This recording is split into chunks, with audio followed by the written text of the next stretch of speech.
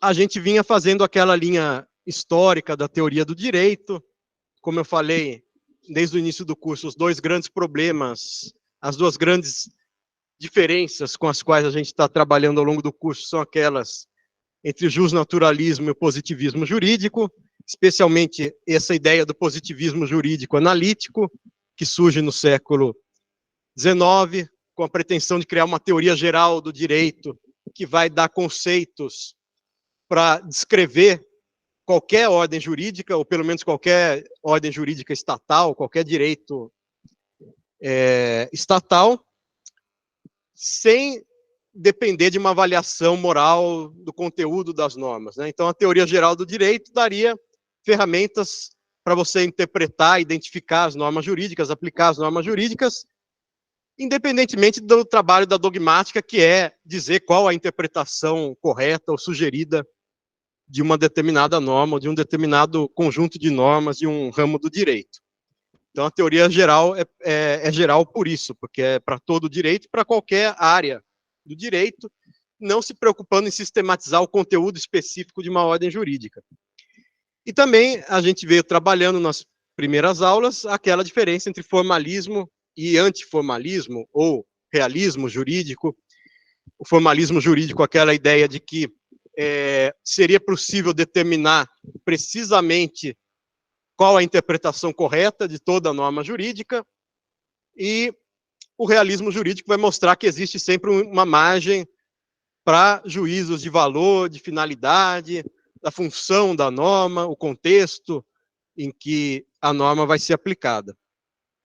E é nesse ponto que a gente introduziu, reintroduziu, o que vocês já viram um pouco no primeiro semestre, a teoria do Kelsen, na última aula falando dos aspectos mais gerais da teoria do Kelsen, por que ela se justifica como essa construção tão abstrata, né, que procura reduzir tudo à ideia de uma norma e de um ordenamento jurídico como esse conjunto de normas que se validam umas às outras, né, que constrói uma cadeia de validação em que a norma inferior é válida se ela foi posta pela autoridade definida numa norma superior. Mas antes de aprofundar esse aspecto, mais uma vez, do ordenamento jurídico, a gente tem a outra parte da teoria do Kelsen, que é o que o Kelsen chamava da estática jurídica, e o Bobbio chamou de teoria da norma jurídica, né? E aí a gente vai ver também, na aula de hoje, falando um pouco de outros autores, e fazendo a comparação com Kelsen, como a teoria do Kelsen reduziu vários conceitos que a gente usa no direito, direito, subjetivo, dever, responsabilidade, sanção. Kelsen reduziu tudo isso a componentes da norma jurídica, né? E por isso conseguiu criar sua teoria basicamente como uma teoria da norma e depois da relação entre as normas dentro de um ordenamento. Por isso, então, vou falar um pouco de outros autores que também seguiram essa linha do positivismo analítico, de tentar reduzir os conceitos jurídicos a ferramentas operacionais para a gente aplicar o direito sem fazer um juízo de valor sobre as situações, mas tentando esquematizar as situações com esses conceitos, com essas ferramentas de linguagem. E aí, o primeiro conceito, que era um conceito muito importante no século XIX, era o conceito de direito subjetivo. Na antiguidade, como eu comentei nas primeiras aulas, não existe conceito de direito subjetivo. No direito grego, romano, na Idade Média, não existe a ideia de que as pessoas têm direitos individuais. Isso só começa a surgir mais ou menos no século XI, com uma discussão lá dos nominalistas, que era como os franciscanos podem desfrutar dos seus bens, eles são uma ordem baseada na pobreza, qual que é a diferença entre deter esses bens e ter a propriedade. Aí começa a surgir um pouco essa figura de que o direito é um conjunto de mandamentos de uma autoridade e que, correspondentemente, esses mandamentos criam direitos subjetivos, concedem direitos subjetivos. Mas é só no século XIX partir das revoluções liberais, todo esse marco histórico do qual a gente vem falando.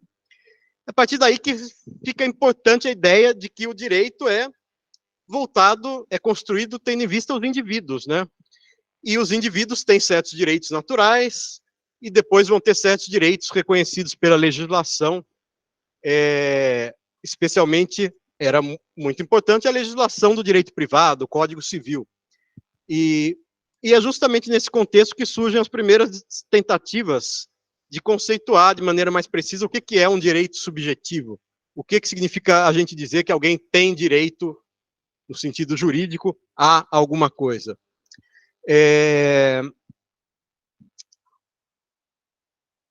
E essa discussão, então, surge, é muito bem representada pelos civilistas alemães, por aqueles que estudavam direito romano na Alemanha e depois vão influenciar a criação do Código Civil alemão em 1900, que vai chegar a influenciar o Código Civil brasileiro de 1916. E o Savigny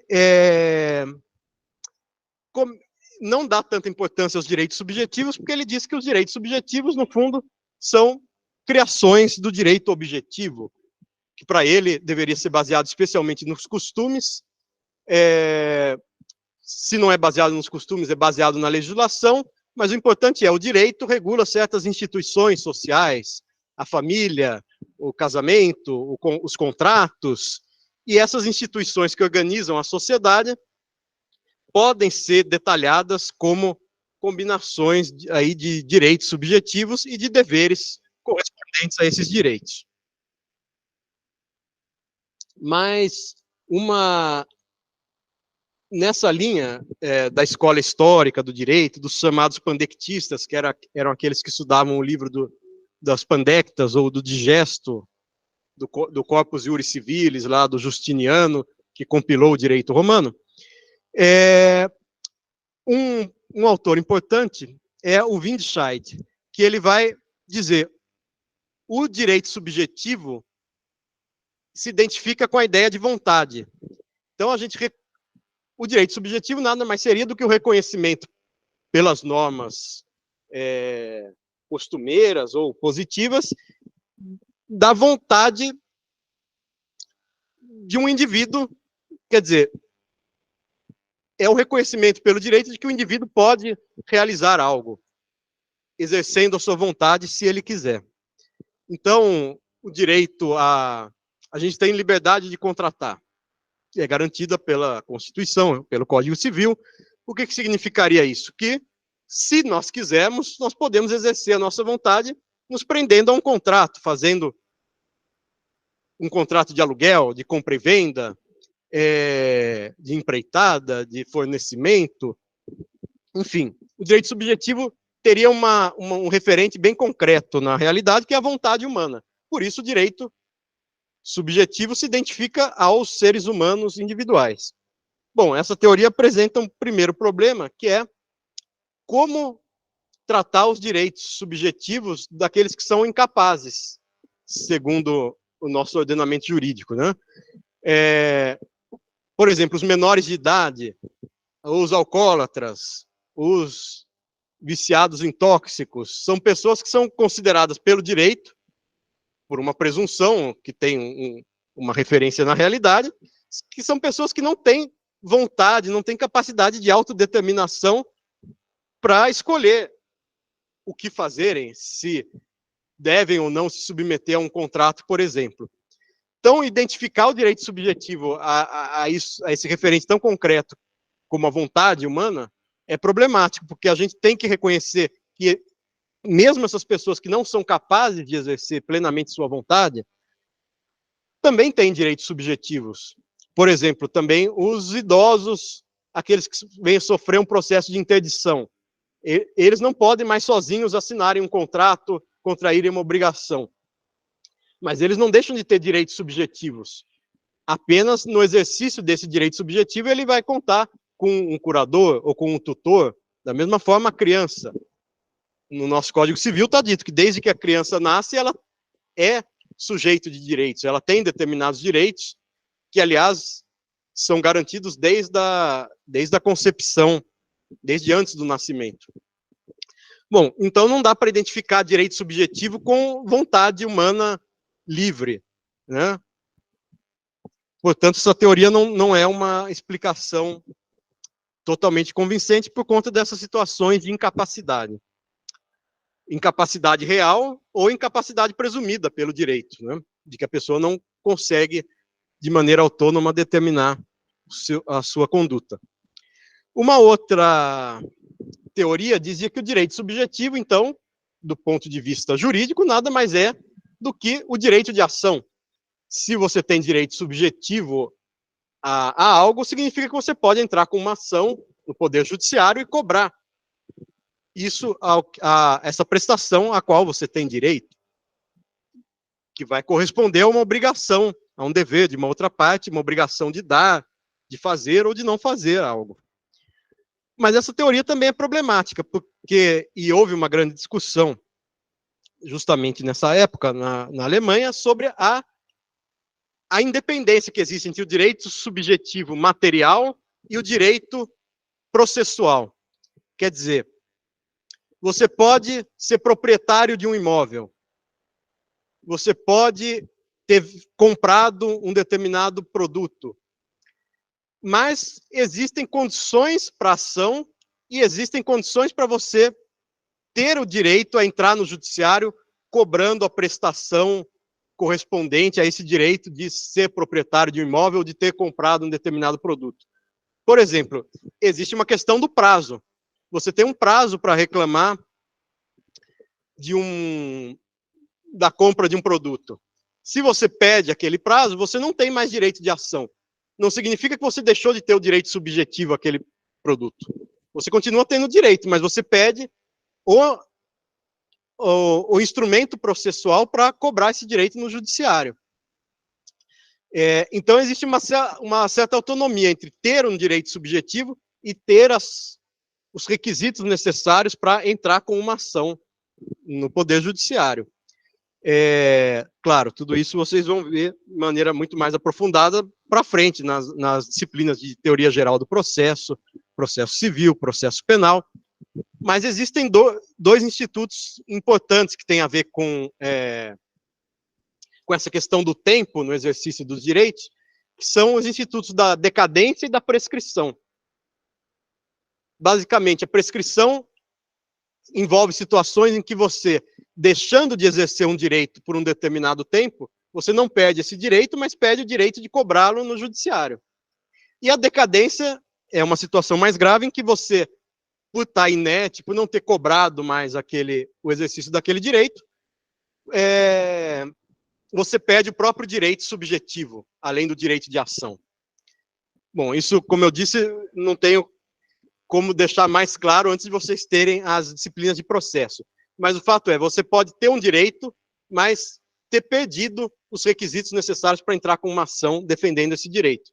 Então, não dá para identificar direito subjetivo com o direito de ação, propriamente. E uma terceira teoria importante tentava identificar o direito subjetivo com a ideia de interesse. E então conceituava o direito subjetivo como o interesse juridicamente protegido. Então, se alguém tem, por exemplo, a gente diz que a Constituição garante o direito à saúde. Então, a gente pode dizer que existe um interesse juridicamente protegido quando você entra na justiça contra o seu plano de saúde ou contra o Estado brasileiro para cobrar um certo medicamento ou um certo tratamento médico. Mas também essa ideia do interesse não é muito precisa para descrever certas situações, como a situação do direito penal. Porque no direito penal, um dos polos, evidentemente, é o criminoso, é o infrator da lei. Mas o outro polo da relação penal é o Estado. O Estado é que entra com uma ação, o Estado, representado pelo Ministério Público, é que vai acusar um criminoso, né? E aí a teoria do interesse fica um pouco prejudicada pela ideia de que existiria um interesse do Estado em punir alguém, como existe o interesse em proteger a propriedade ou o interesse em interesse legítimo que alguém tem direito à saúde, direito à educação, ou direito à contraprestação em dinheiro pela venda de um determinado bem. Quer dizer, a situação penal não parece caber tão bem nessa ideia de interesse, quanto as outras situações que envolvem o crédito de alguém contra o débito de alguém, o dever do Estado ou o dever de um particular de te dar um bem, de te dar um serviço, né? De dar uma prestação a qual corresponde o seu direito subjetivo. Então, todas essas tentativas de identificar o direito subjetivo com algo mais concreto, a vontade humana, um interesse social, ou mesmo a ação judicial, são tentativas que geraram esses problemas que não conseguiram cobrir todas as situações jurídicas. Daí vão surgir as tentativas, que a gente vai ver a seguir, de dizer que o direito subjetivo, basicamente, é uma fórmula de raciocínio jurídico que não implica a referência direta a alguma realidade concreta. De modo que, inclusive, existem direitos subjetivos de pessoas jurídicas, né? Uma empresa pode ter e tem direitos subjetivos, inclusive os direitos fundamentais que estão na Constituição, são aplicáveis às empresas naquilo que não forem tipicamente dependentes de um ser humano concreto, né? Direito de propriedade é um direito fundamental que está na Constituição, que é aplicável às empresas. Então, o direito subjetivo vai ser uma ferramenta de raciocínio jurídico. É o que vão propor essas teorias do século XX que a gente vai ver a seguir. Como eu disse, tentando, então, superar essas dificuldades de identificar o direito subjetivo a um referente mais concreto na realidade, né? Então, um primeiro autor interessante a tentar organizar o raciocínio jurídico a partir da ideia de direito subjetivo é o Hofeld. E o Hofeld é um autor que é considerado lá um precursor do realismo americano, mas que segue também, aprofunda essa ideia do positivismo analítico de vou decompor os conceitos essenciais do raciocínio jurídico. E ele falava das posições jurídicas fundamentais.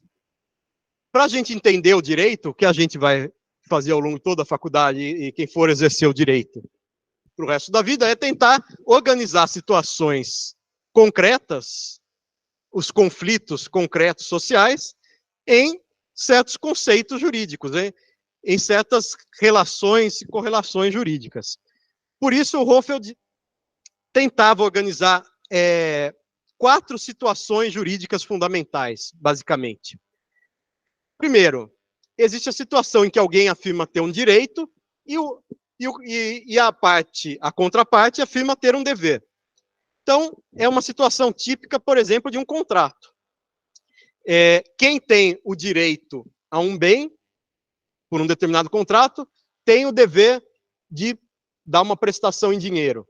Quem tem o direito a essa prestação em dinheiro tem o dever de entregar o bem. Então, uma relação de crédito, uma relação obrigacional, envolve isso. Prestar um bem ou serviço em troca de dinheiro. A parte que tem o dever de dar o dinheiro tem o direito a receber o bem, e vice-versa.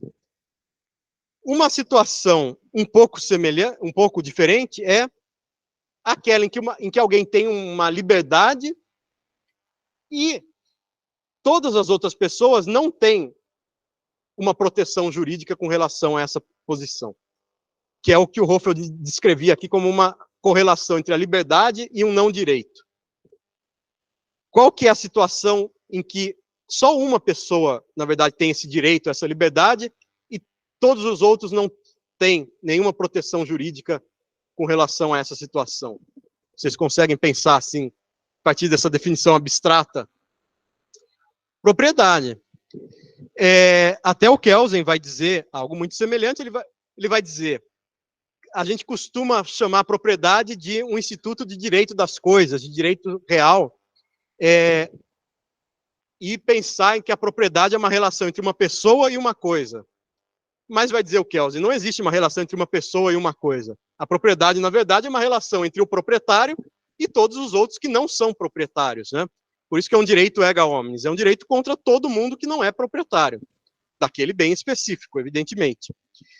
E o Hofeldt, então, vai reservar, para descrever essa situação da propriedade típica, a ideia de que a propriedade é uma liberdade, envolve, por exemplo, a liberdade de usar, fruir, dispor daquele bem, o proprietário pode fazer o que ele quiser com aquele bem, e todos os outros têm um não direito. Claro, a gente poderia também aproximar essa situação daquela entre direito e dever, dizendo o proprietário tem um direito e os outros têm o dever de não interferir com a propriedade.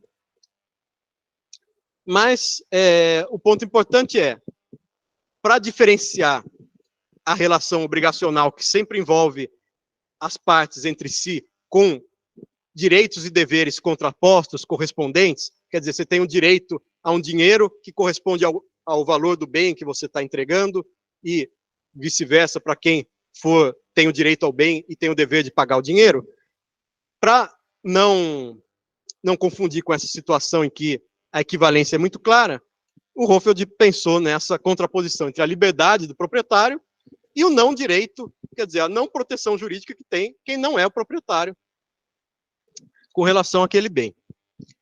Então, essas duas, já incluindo o tópico sobre o qual eu quero fazer um comentário a seguir, essas duas situações são típicas do direito privado, né? Contrato e propriedade. E a gente tem outras duas situações que são típicas do direito público.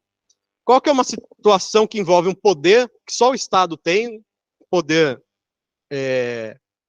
de monopólio do Estado, e uma sujeição no sentido de que as pessoas estão sujeitas ao poder do Estado sem terem nenhuma possibilidade de fugirem do exercício desse poder. A gente tem pelo menos dois ramos do direito que cuidam de situações próximas a isso. Um poder que só o Estado tem e pelo qual o Estado submete os cidadãos independentemente da vontade dos cidadãos. Que áreas do direito tratam disso? Penal, por exemplo. Claro, só o Estado tem o poder legítimo, reconhecido, legalizado de punir, e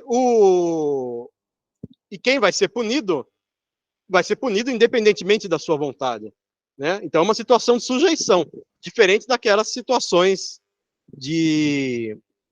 do direito privado. Então, o poder corresponde a uma sujeição. Que outra área além do direito penal? Tributário, né?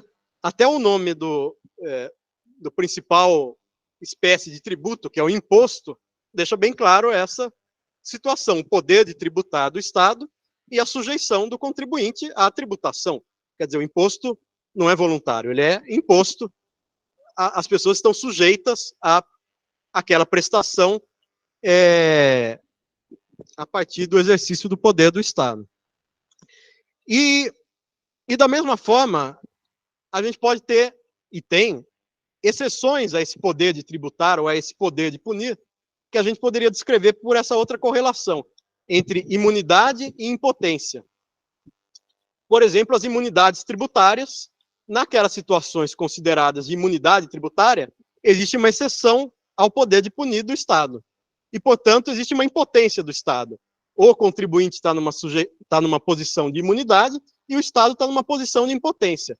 Por exemplo, o que a Constituição prevê, a imunidade da tributação de templos de qualquer culto, a imunidade da tributação de livros. O Estado não pode cobrar impostos nessas situações, então ele está numa posição de impotência e os contribuintes estão numa posição de imunidade e proteção contra qualquer tentativa do Estado de cobrar tributos sobre esses fatos geradores. E no direito penal a gente tem situações semelhantes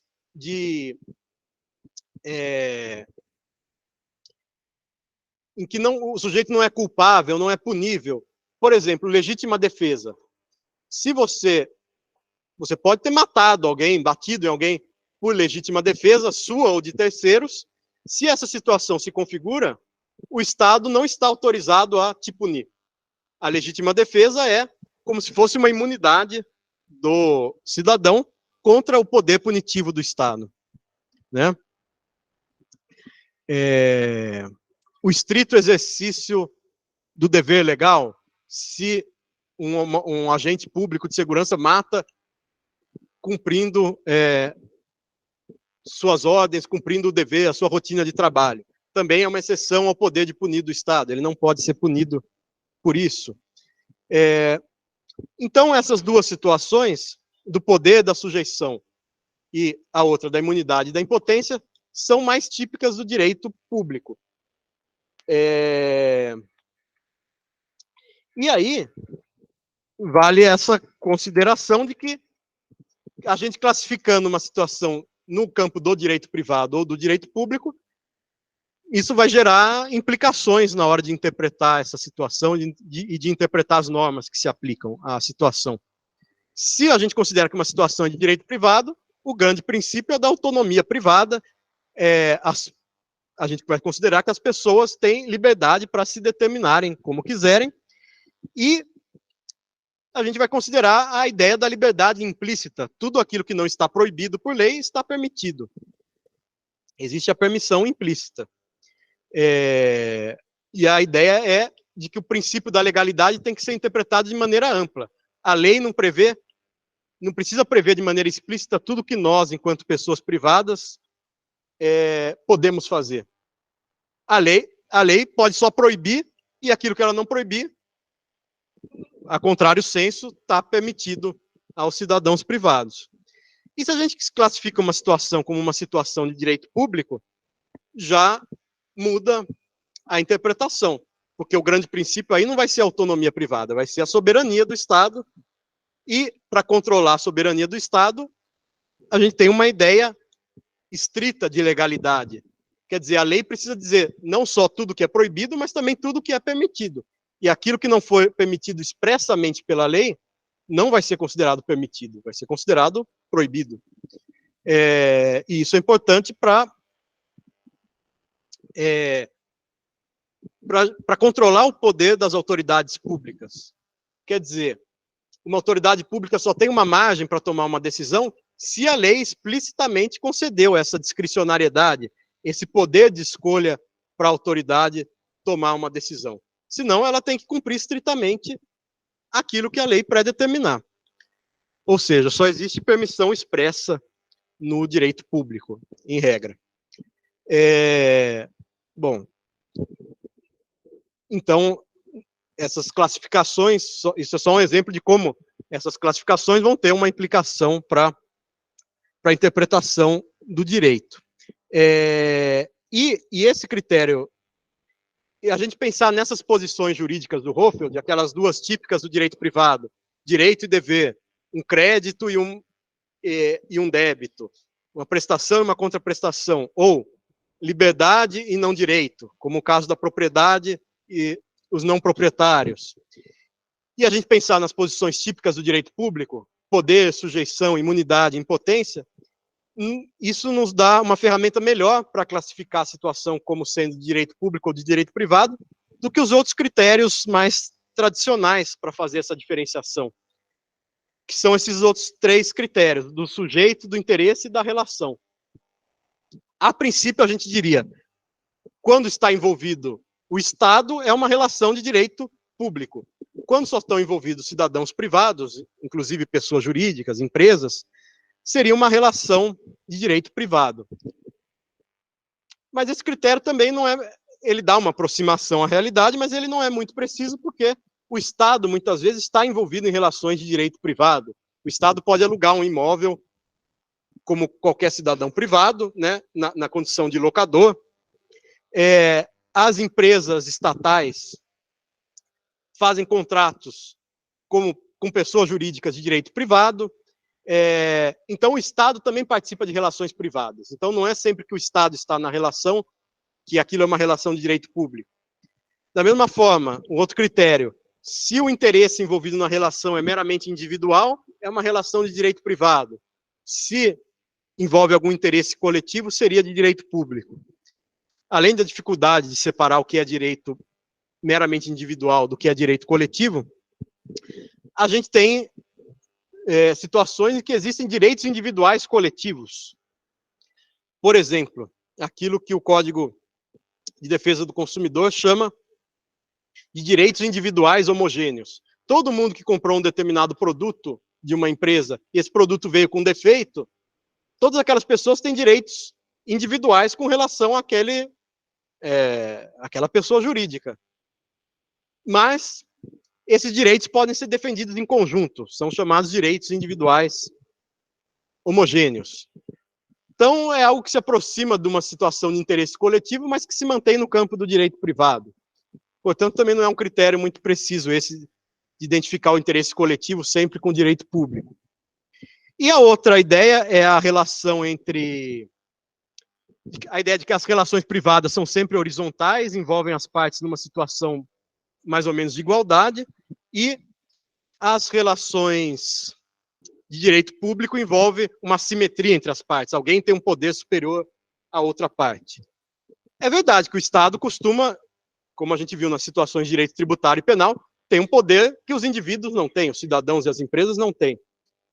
Mas também existem relações assimétricas no direito privado. No direito do consumidor, por exemplo, se considera que o fornecedor do produto está numa posição de poder, de negociação, tem mais informações sobre o produto do que o comprador, consumidor.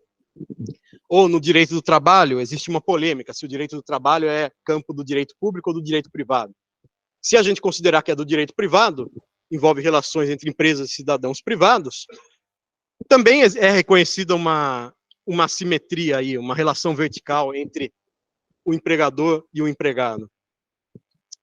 De modo que todos esses critérios são válidos como aproximações para classificar situações, mas aquelas posições do Hoffeld dão uma grande ajuda também nessa classificação entre direito público e direito privado. E para comentar ainda uma outra tentativa dessa diferenciação, existem autores que sugeriam o direito privado envolve só normas de conduta e o direito público normas de organização. O que são normas de organização? São aquelas normas que dizem como criar outras normas, né? Normas processuais, por exemplo. Mas isso não é verdade, porque o direito privado também tem normas de organização. A própria liberdade contratual permite você criar contratos. Não é uma norma de conduta apenas, é uma norma de organização. E no direito público, evidentemente, você tem normas de conduta, as normas do direito penal, por exemplo, e normas de organização, as normas do processo penal.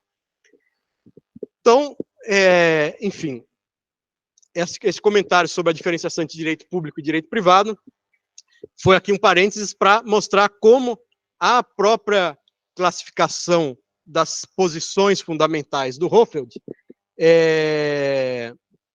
ajuda, tem implicações na hora de aplicar o direito, de interpretar o direito, e ajuda a classificar se é direito público, se é direito privado, se aplica o princípio da legalidade ampla, o que não está proibido está permitido, ou a legalidade estrita. A autoridade pública só pode fazer o que ela for expressamente autorizada por lei a fazer.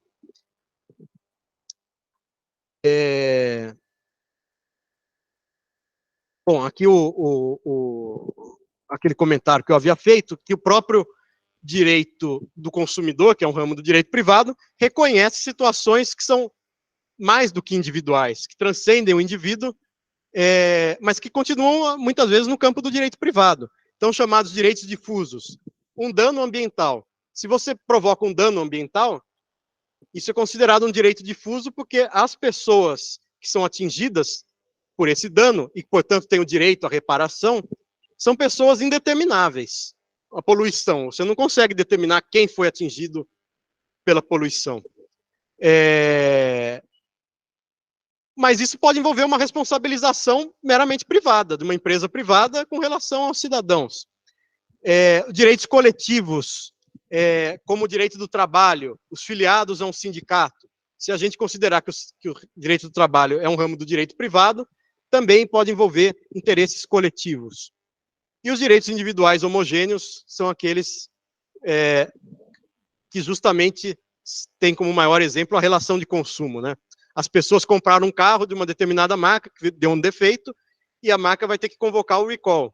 Então, todo mundo tem uma relação individual com aquela fornecedora daquele produto. Só que todas essas relações são iguais no seu conteúdo. Então, são chamados direitos individuais homogêneos. Tudo isso para dizer que também no direito privado a gente tem direitos que transcendem a mera relação individual, né? São chamados direitos transindividuais. Mas o ponto é o seguinte: o Hoffeld já deu, então, um passo importante aqui, quer dizer, o que é o direito subjetivo? É uma forma de esquematizar uma situação jurídica. E além do direito subjetivo, eu consigo usar esses outros termos, liberdade, poder, imunidade, sempre descrevendo um contraponto entre um dos polos da relação jurídica e o outro polo da relação jurídica, que pode ser o Estado ou um cidadão privado.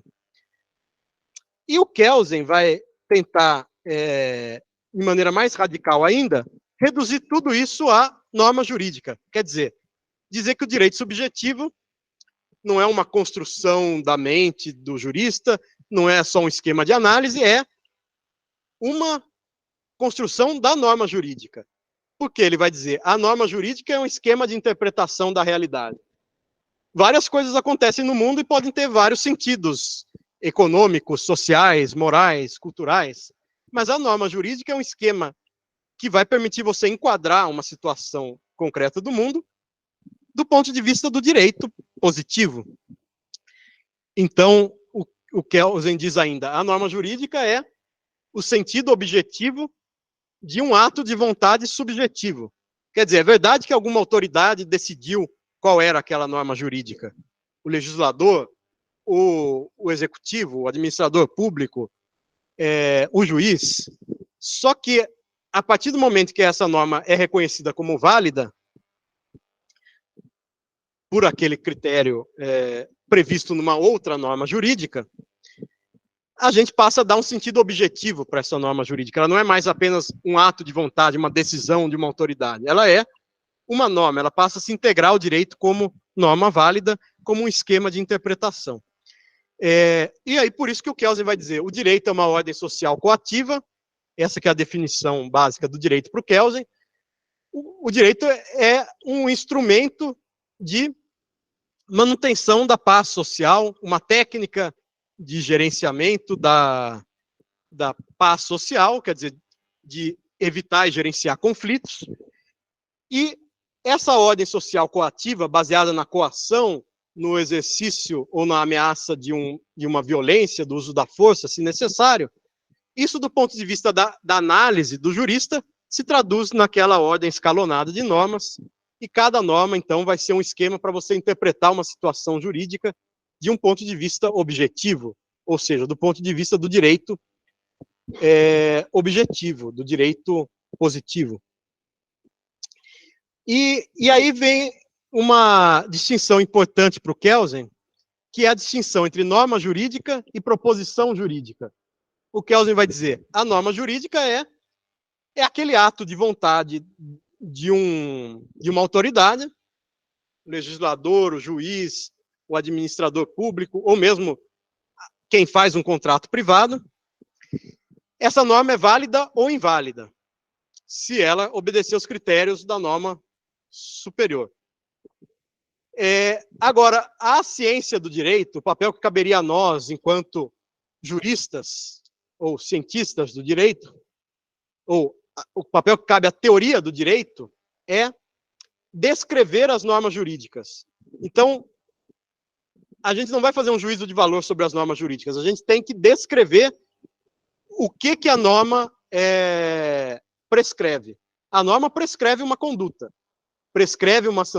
imputa uma sanção a uma determinada conduta, mas o jurista, ele apenas descreve aquela vontade, aquele sentido objetivo de uma vontade que é incorporado numa determinada norma.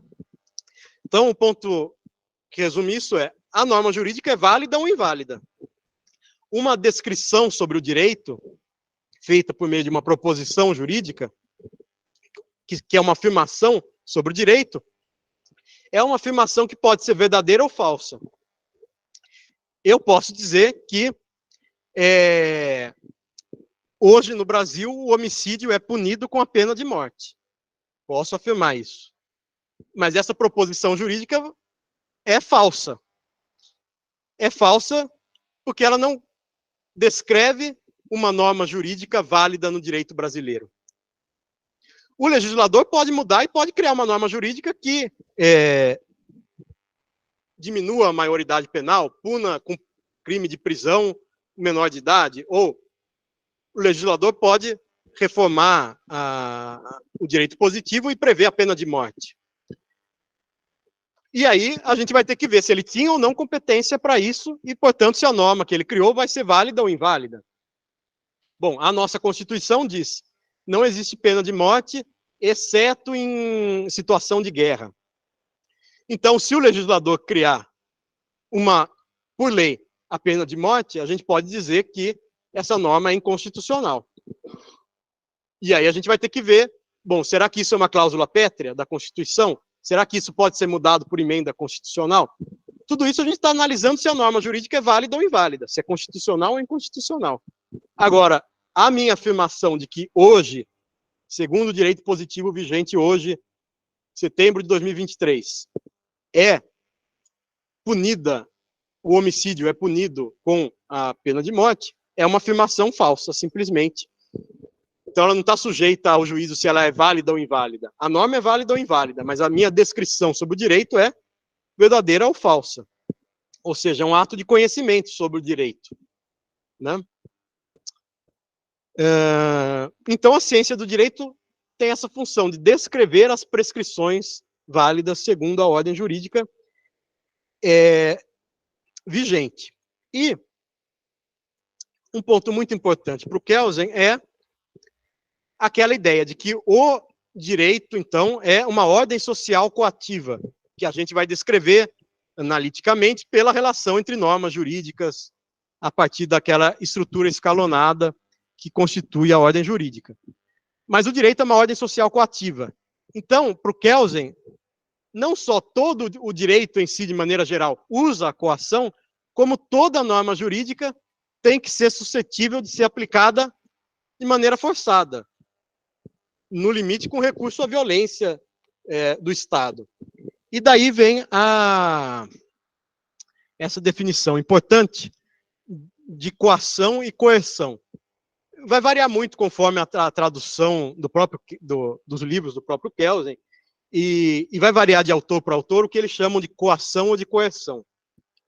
A gente pode até usar como termos equivalentes, mas uma diferença mais precisa seria dizer o seguinte: a coerção é qualquer constrangimento ao livre exercício da sua vontade. A gente pode sentir coerção pelo mero fato do comentário de alguém, a gente sente um constrangimento e passa a agir de uma determinada forma que não seja aquela forma pela qual a gente agiria autonomamente. Então, a coerção envolve vários meios, inclusive um instrumento que é a ameaça da violência. A ameaça da violência é uma das maneiras de coerção, de você constranger a vontade de alguém e fazer com que essa pessoa mude o seu curso de ação. E a coação, propriamente dita, é o uso da violência, o uso da força para impor uma determinada conduta contra a vontade da pessoa, né? De modo que o direito, para o Kelsen, a gente pode dizer, o direito é caracterizado, eu já disse, ele dá a definição, o direito é uma ordem social coativa. Então, o direito é caracterizado pela coatividade, pelo fato dele poder, no limite, ser aplicado por força, contra a vontade do sujeito. E aí o Bobbio dizia, o poder coativo do direito envolve o poder de você constranger alguém que não quer fazer a fazer, constranger alguém que quer fazer algo a não fazer algo, punir quem fez aquilo que não deveria ter sido feito, executar forçadamente uma obrigação do tipo, alguém não pagou pensão alimentícia. O juiz pode condenar essa pessoa a pagar e executar certos bens para realizar esse pagamento. Então, o direito sempre envolve, no limite, essa ideia de que a pessoa pode ser obrigada, ou até a sua vontade pode ser substituída, e pode vir um juiz e pegar o seu dinheiro e pagar alguém aquilo que era devido, né? Ou seja, o direito tem que envolver a possibilidade de usar a força para aplicar aquilo que era o dever. Diga.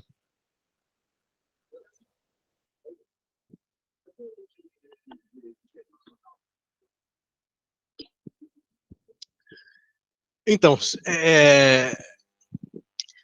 vão ver até a discussão o Kelsen tem, o Hart também tem as discussões se o direito internacional é um direito positivo em sentido pleno, se ele é capaz de executar as suas sanções. Ou se ele é apenas uma tentativa de direito, ele é apenas, na verdade, relações internacionais que dependem de um consenso, mas que não podem ser executadas pela força. A verdade é que, para o Kelsen, a ordem jurídica só é perfeita se ela pode ser executada pela força, senão ela é um mero conselho, né? Até o Bob tem alguns textos sobre isso, a diferença entre um conselho e um dever, e um mandamento, e uma obrigação. E aí, no direito internacional, a gente vai ter discussões semelhantes. Quais são as normas imperativas de direito internacional, chamado ius cogens? O que é um mero... quando se forma um costume internacional? Quando que, mesmo que não esteja num tratado, ou estando num tratado, algo passa a ser visto pela comunidade internacional como uma obrigação e, portanto, dá margem a sanções autorizadas pelo direito, né? Por exemplo, a gente teria que interpretar situações jurídicas. Os Estados Unidos têm um bloqueio comercial contra Cuba. Os Estados Unidos podem ter uma forma de argumentar que isso é uma sanção. Claro, eles estão coagindo um país, estão limitando a autonomia de um país, e eles podem ter um argumento de que isso é autorizado pelo direito internacional, pelo descumprimento de algum dever. A guerra, no fundo, a situação limite no direito internacional é a guerra, né, entre países. E o Conselho de Segurança da ONU, em tese, seria o grande tribunal internacional que vai dizer quando a guerra é justificada e, portanto, quando a coação é justificada. E aí a gente teria um componente de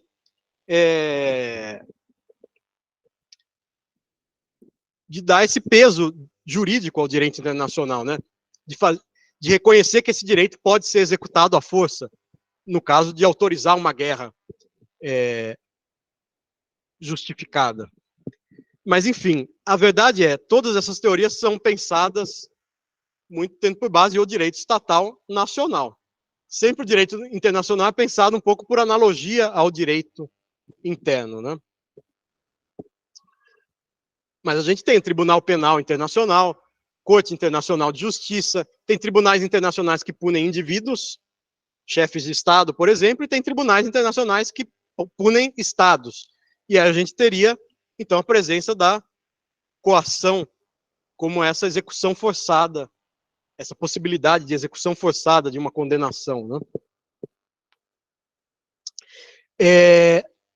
Mas o fato é o seguinte, e quando a gente vai analisar uma norma, onde está a coação na norma? Está na sanção.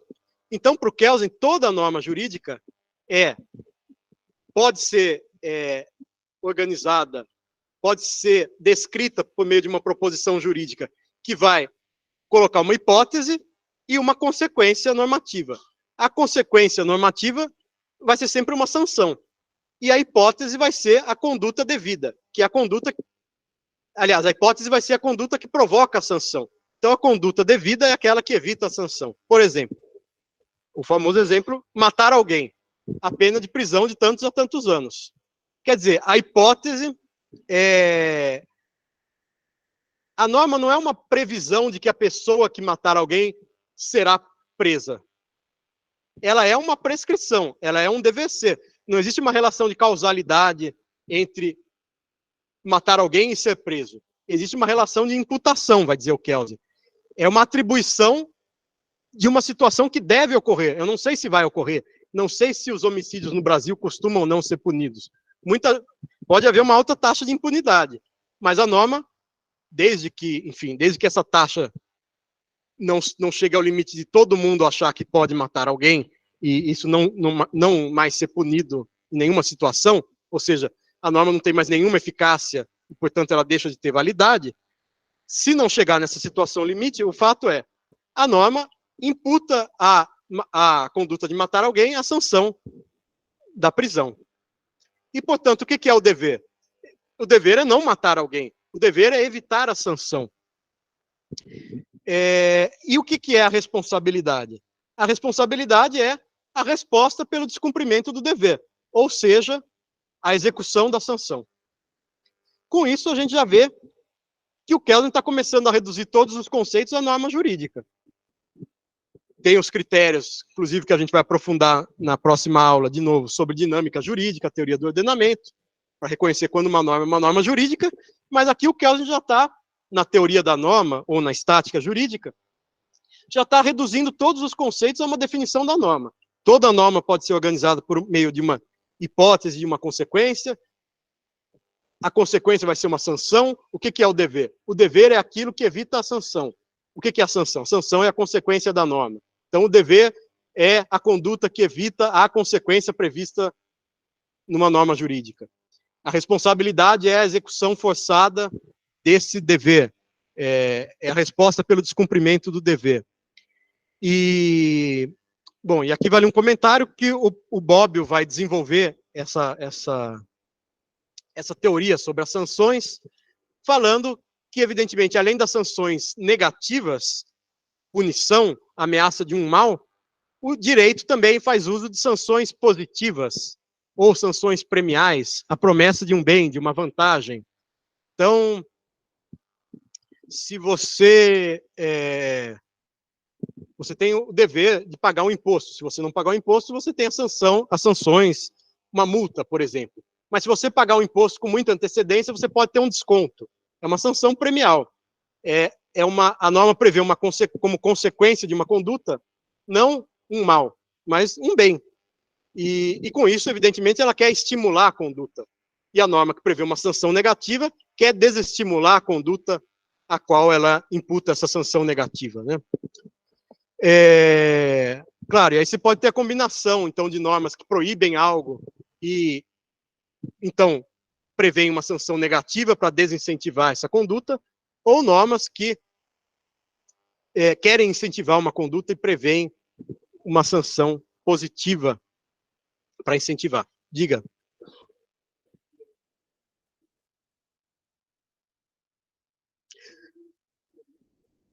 Então, não. O Bobbio tem um livro que chama Da Estrutura à Função, em que ele vai ir além de Kelsen, no sentido de dizer que a teoria do Kelsen não cobre muitas situações. E ele vai criticar que o Kelsen e os juristas em geral, quando falam de sanção, estão pensando em sanção negativa. Então, essa definição de que o dever é a conduta que evita a sanção, vale para a sanção pensada como sanção negativa, ou seja, como punição. Quando a gente vai pensar sanção positiva, não se aplica essa, já é um furo nessa definição do Kelsen, né? Mas eu coloquei aqui só para a gente lembrar que o direito também faz uso de normas que imputam, além de uma consequência negativa, podem imputar uma consequência positiva. E aí, nesse caso, já não cabe essa conceituação de que o dever é a conduta que evita a sanção. Pelo contrário, o dever vai ser a conduta que busca realizar a hipótese para obter aquela vantagem. Então, e aí o Kelsen chega ao seguinte problema. Na prática, a gente vai ver normas que não prevêem diretamente uma determinada sanção.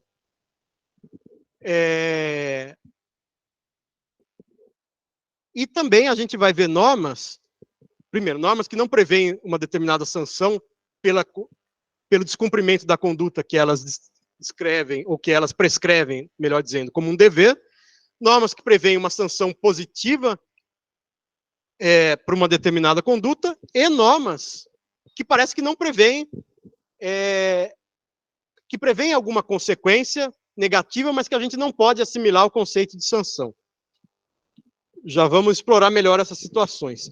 Mas a resposta do Kelsen vai ser o seguinte: toda norma está ligada a uma sanção direta ou indiretamente. A norma matar alguém, pena de prisão de tantos a tantos anos, é uma norma autônoma, diz o Kelsen, porque ela já prevê a sanção diretamente. As normas que não prescrevem uma sanção diretamente, o Kelsen vai chamar de normas não autônomas ou normas incompletas, porque elas estariam ligadas a alguma norma que tem que prever uma sanção.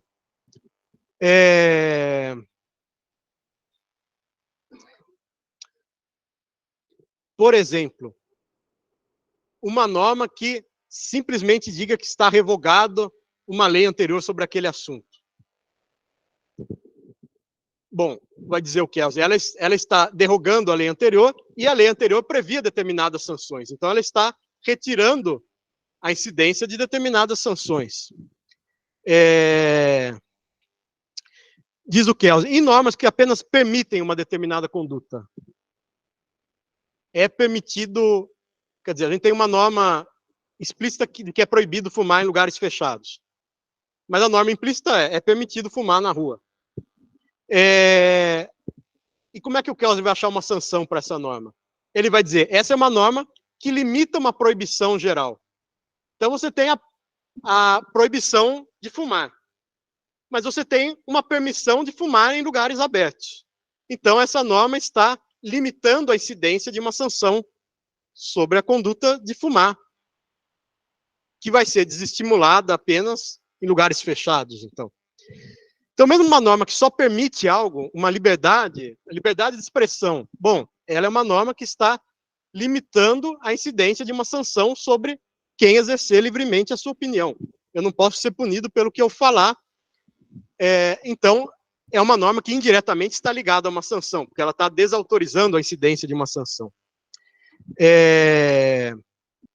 E aquelas normas chamadas normas de organização, que prevêem como fazer uma determinada norma jurídica.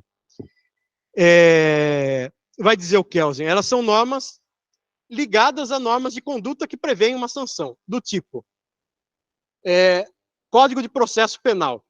O Código de Processo Penal dá as condições lá, basicamente, para o juiz decidir um caso penal. Mesmo que a gente não ache sanções nas normas do Código de Processo Penal, o fato é que essas normas estão ligadas, são dependentes das normas do direito penal. Então, elas determinam as condições para a imposição de uma sanção.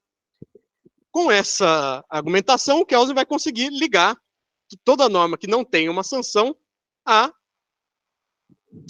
normas que prevejam uma sanção. Ou seja, mesmo a norma que excepciona, que condiciona, que determina o procedimento para impor uma sanção, está ligada, portanto, indiretamente a uma norma que trata da imposição de uma sanção, pensando sempre aqui no âmbito do Kelsen, sanção como punição, sanção negativa, né?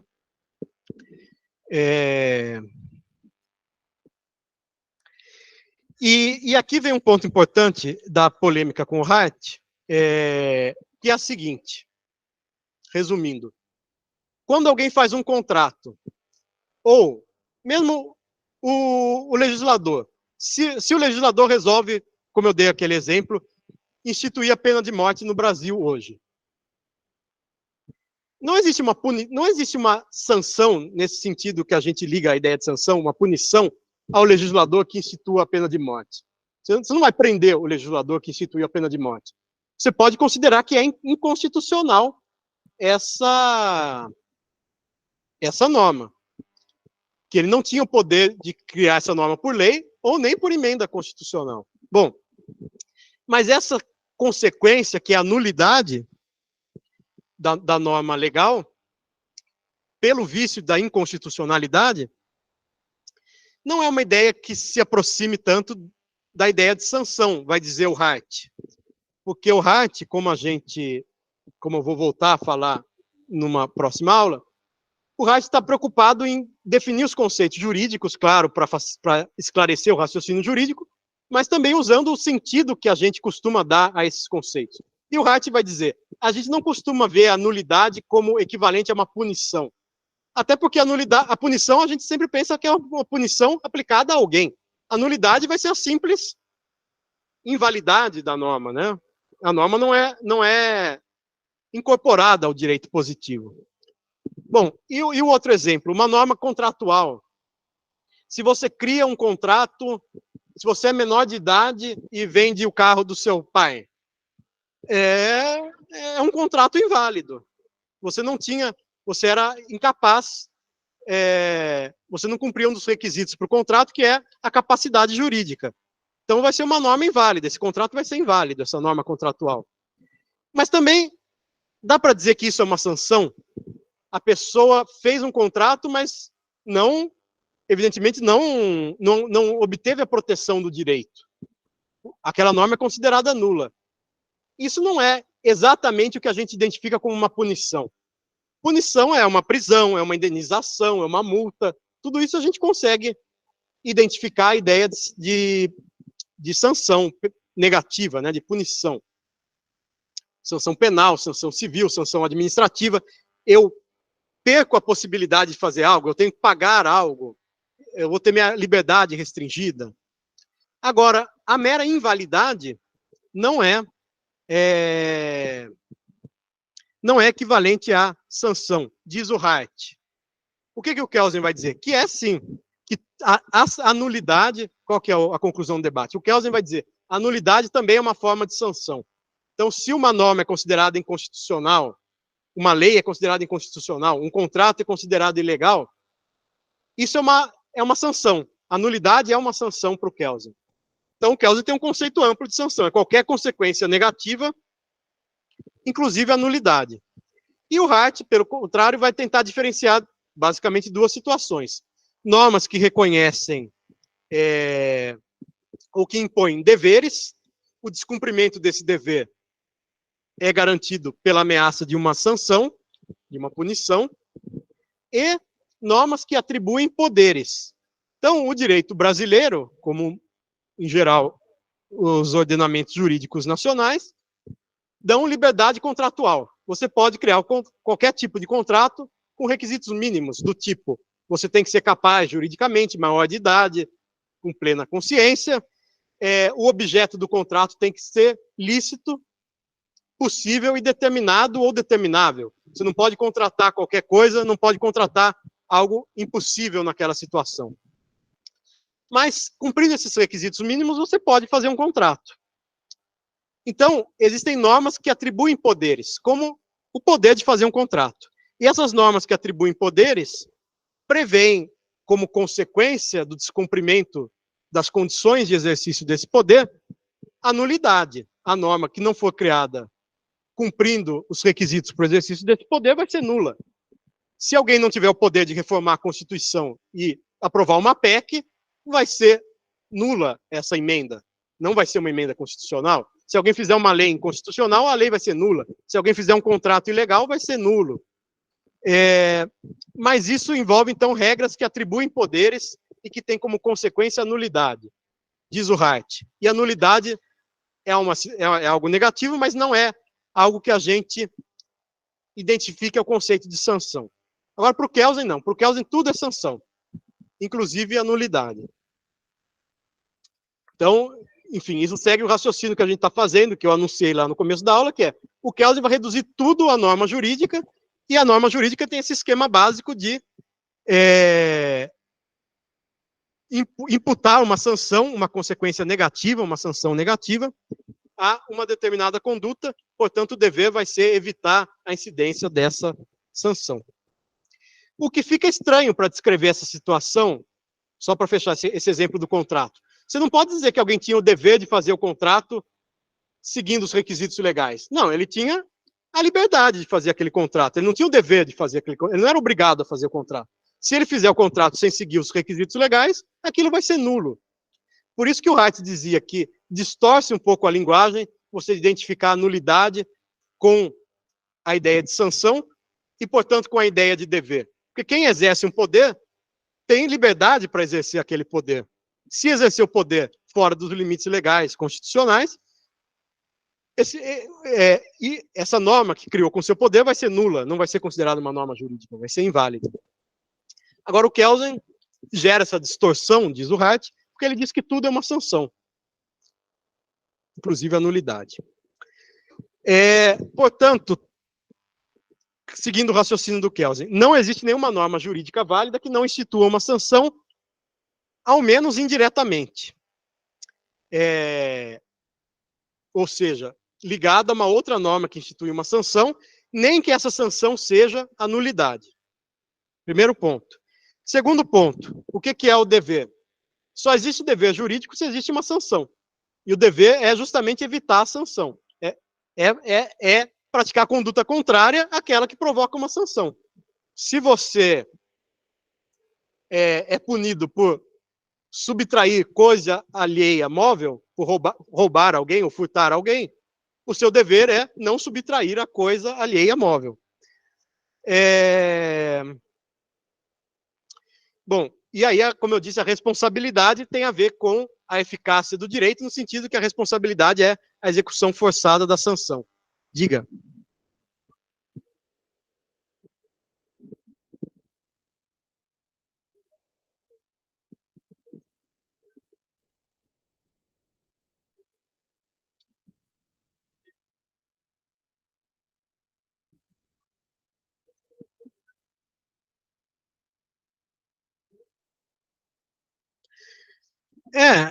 O ponto é, o Kelsen vai sempre ligar as normas de organização de procedimento à norma de conduta.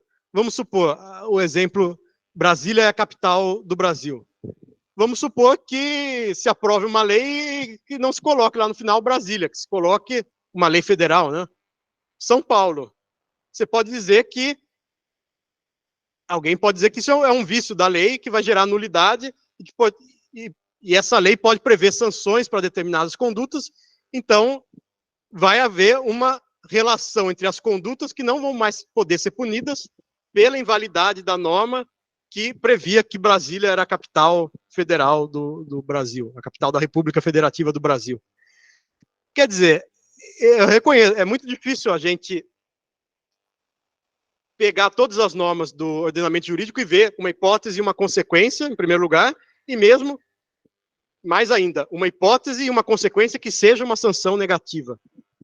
Mas a ideia do Kelsen é uma norma não autônoma. A gente vai ter que fazer uma ligação mais complexa entre essa norma, outras normas que podem não ter sanção, até chegar a uma norma que preveja uma sanção. Só por isso que essa é uma norma jurídica. Claro, além dela ter sido posta pela autoridade competente, ela tem que ter algum conteúdo ligado à sanção, ainda que de maneira muito remota. Esse é o raciocínio dele. Por isso que ele vai sair da teoria da norma, da estática jurídica, e chegar à dinâmica jurídica para mostrar quais são as relações possíveis entre as normas, né? Para sempre conseguir relacionar uma norma que não prevê uma sanção a alguma norma que remotamente vá prever uma sanção negativa, uma punição.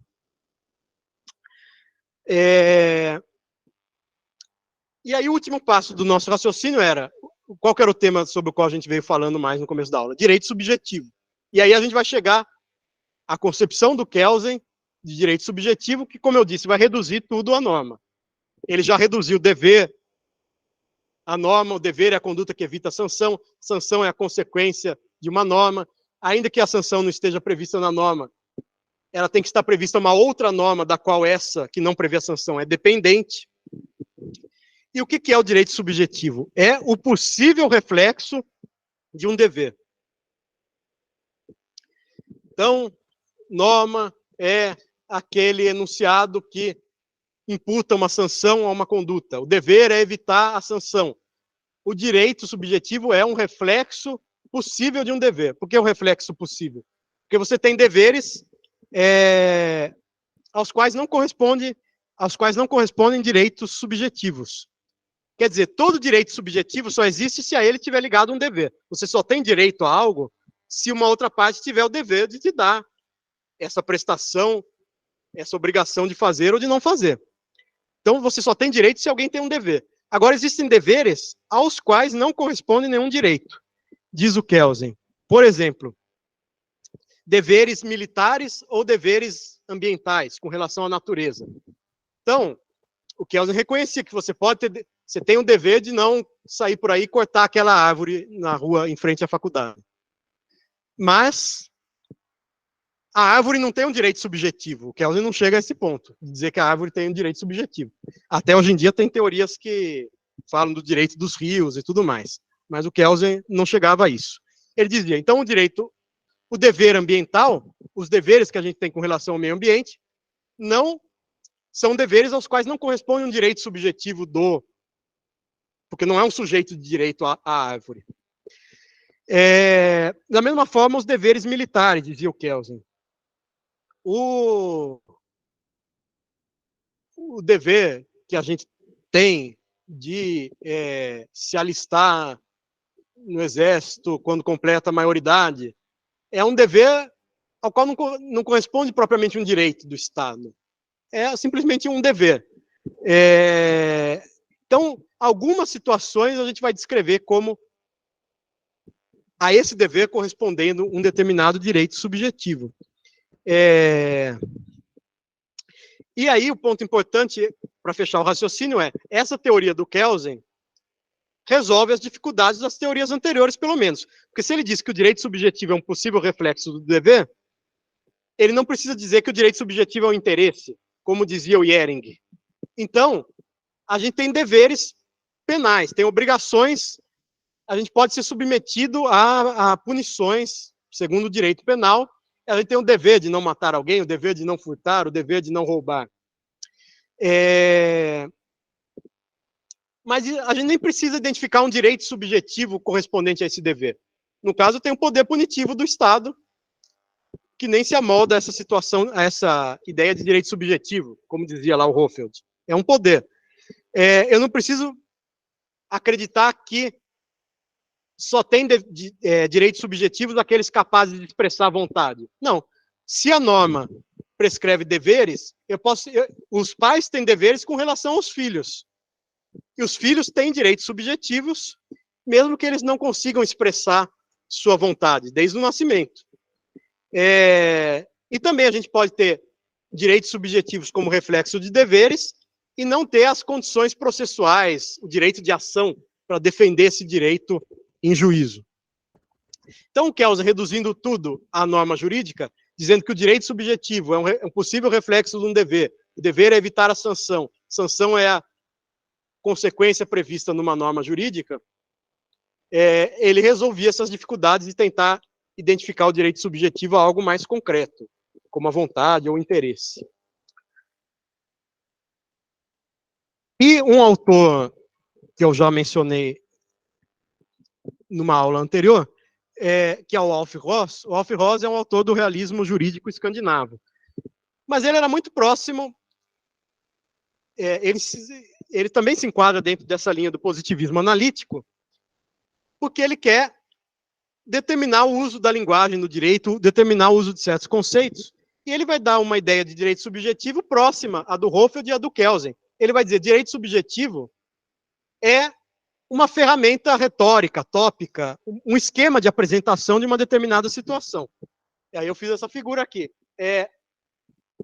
Determinadas situações podem provocar a incidência de uma norma. Se uma norma incidir, devem ser impostas as suas consequências, as consequências prescritas por uma determinada norma. Então, diz o Alf Ross, eu nem preciso da ideia de direito subjetivo. Eu só preciso da norma jurídica, basicamente, que vai ter uma hipótese e uma consequência. O direito subjetivo é só uma ferramenta para facilitar o raciocínio. Eu vou dizer, se determinadas condições, se determinados fatores incidiram, foi criado um direito subjetivo. E esse direito subjetivo implica certas consequências jurídicas. Mas eu conseguiria descrever a mesma situação só descrevendo quais são as normas jurídicas aplicáveis ao caso. Determinada situação provocou a incidência de tais e tais normas. E tais normas prescrevem um determinado conjunto de punições, por exemplo, ou de punições, premiações. As consequências podem ser variadas. Fato é, o direito subjetivo é algo que não tem uma materialidade, é só uma ferramenta para você facilitar a apresentação de uma situação jurídica para você descrever a incidência de uma norma jurídica. E aí, para fechar, duas especificações importantes. Seguinte, situações típicas e atípicas com relação a direito subjetivo e dever.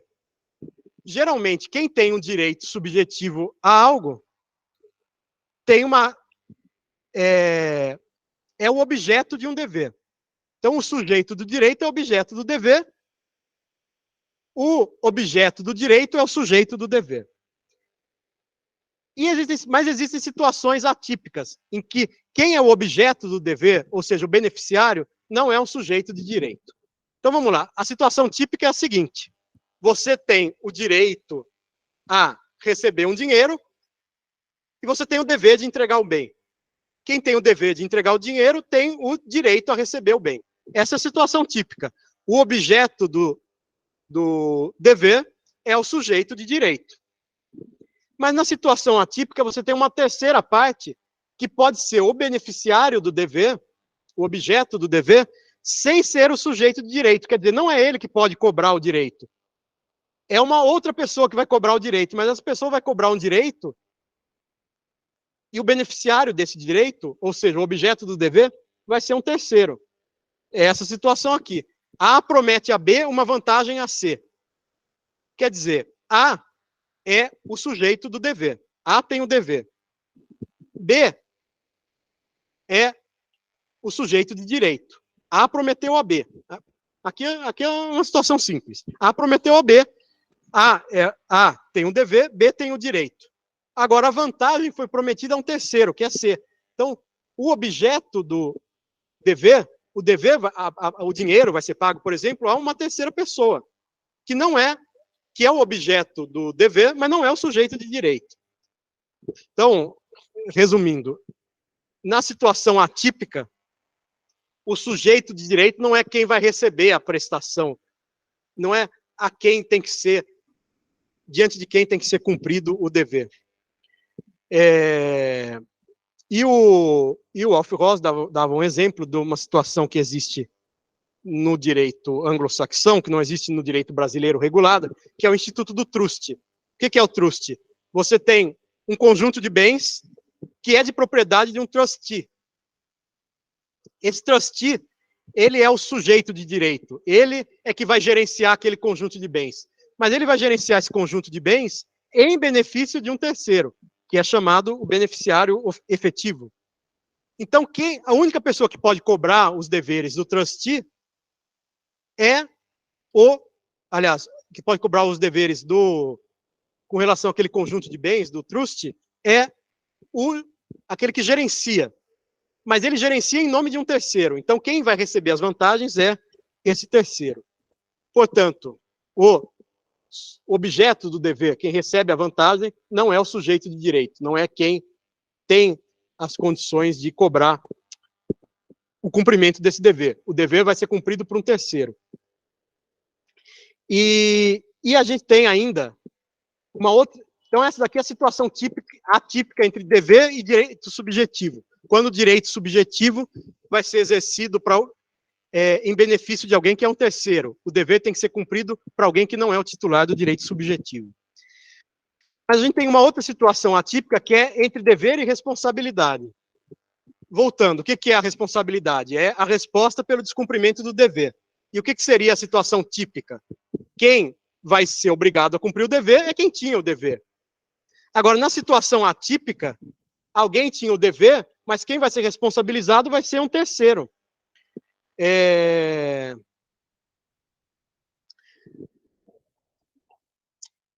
Alguém responde pelo ilícito alheio. O indivíduo contra quem é dirigida a sanção não é aquele que tinha o dever de evitar aquela sanção.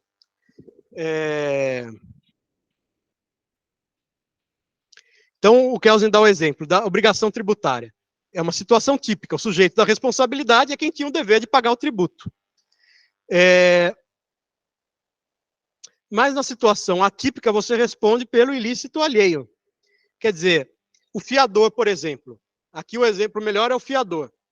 Quem tinha a obrigação de pagar o aluguel? O inquilino. Se o inquilino não pagar o aluguel, quem vai poder ser cobrado judicialmente, inclusive, é o fiador. Não era o fiador que podia evitar a sanção, inclusive a multa ou o despejo pelo não pagamento do aluguel. Mas ele é que vai responder pelo descumprimento de um dever alheio, que é o dever do inquilino. Por isso que é uma situação atípica nessa relação entre dever e responsabilidade. Porque quem tinha o dever pode ser que não seja o sujeito da responsabilidade. Quer dizer, dizendo o contrário, quem vai sofrer a responsabilidade, quem vai sofrer a execução forçada, pode ser quem não tinha o dever de realizar aquela prestação.